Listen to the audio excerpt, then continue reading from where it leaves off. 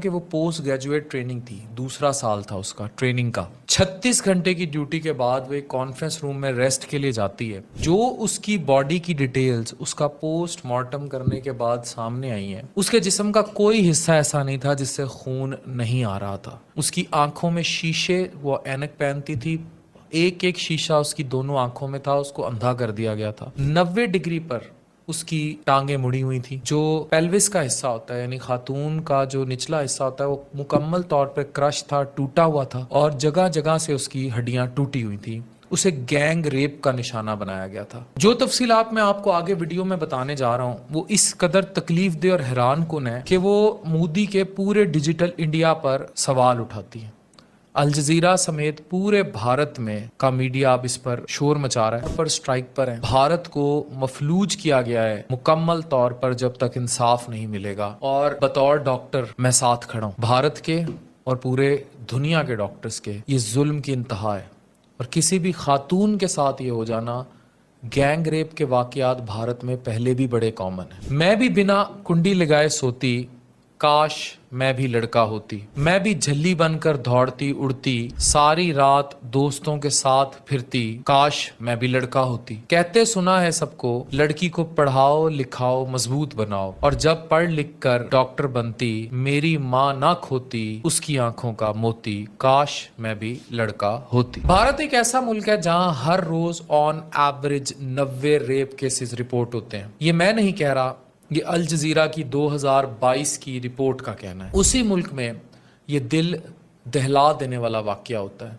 31 साला medical intern को पुरतशद्दुद rape का शिकार बनाया गया, जिसमें उसके जिस्म की कोई हड्डी नहीं बची, कोई हिस्सा ऐसा नहीं बचा जो सीवियर इंजरी का शिकार ना हो। आंखों से, मुंह से और तमाम नाजुक आज़ा से खून बह रहा था। ये केस है 31 साला कलकत्ता की ट्रेनी डॉक्टर का 36 घंटे ड्यूटी के बाद। और जिस तरह का उस पर जुल्म किया गया मैं पहले बता चुका हूँ। पोस्टमार्टम की रिपोर्ट को छुपाया गया और ये छुपाने वाले आरजे कर मेडिकल कॉलेज जो है उसकी इंतजामिया थी और उसी से जुड़ा एक हॉस्पिटल था और ये गवर्नमेंट का सरकारी हॉस्पिटल था। अब जब इसकी पोस्टमार्टम रिपोर्ट आती है, वाकई है 9 अगस्त की रात का, तो 15 अगस्त तक जो पूरा भारत था उसमें रिक्लेम द नाइट के नाम से प्रोटेस्ट फैलना शुरू हो गए और अब वो अपने अरूज पर है, जिसमें जो डॉक्टर्स की तंजीमें हैं जिनका ताल्लुक कलकत्ता और पूरे इंडिया से है वो बड़ा वाइब्रेंट सामने आ गई हैं। खवातीन की तंजीमें बड़ा सामने आ गई हैं। मोदी बकायदा ट्रबल में। एक सस्पेक्ट को अरेस्ट किया गया है, संजय रॉय, जो सिविक वॉलंटियर है डिजास्टर मैनेजमेंट पुलिस डिपार्टमेंट का, और ये बदमाशों की तरह हर मेडिकल कॉलेज की बिल्डिंग में पाया जाता है और घूमता है। ये बिल्कुल ऐसे जैसे पाकिस्तान में भी सरकारी अस्पतालों में आपको मुश्तंडे फिरते नजर आते हैं, कोई इनको पूछने वाला नहीं होता वो क्यों है। अच्छा, अब ये आप स्क्रीन पर देखिए। अब इसकी मेडिकल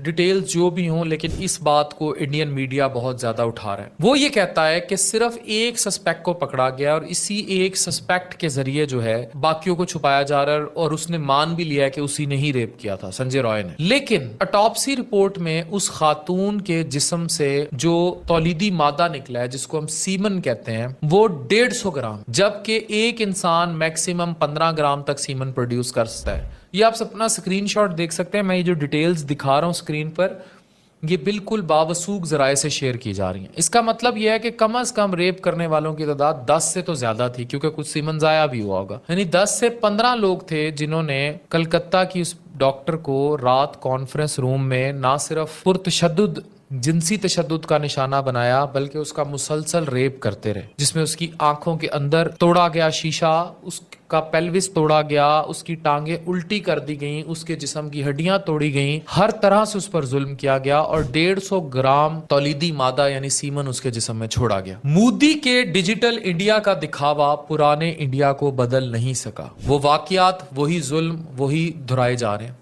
इंडिया में डॉक्टर्स का शदीद प्रोटेस्ट जारी है और ये इंडिया में इंडिपेंडेंस की रात शुरू हुआ, इसको रिक्लेम द नाइट कहा गया जैसे इसकी ऑटोप्सी रिपोर्ट सामने आई। और जो मेडिकल कॉलेज है इसमें एक बड़ा ज़बरदस्त किस्म का टर्न आता है जब ऑटोप्सी रिपोर्ट सामने आती है, जबकि R G Kar medical college West Bengal capital city Calcutta में इसको छुपाया जा रहा था। अब पूरा भारत इस टाइम स्ट्राइक पर है।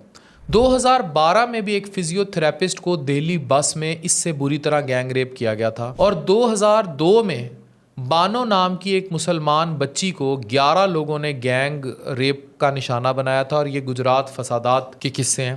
انہیں عمر قید دی گئی تھی، اور لیکن مودی کے دور میں 2022 میں انہیں چھوڑ دیا گیا تھا.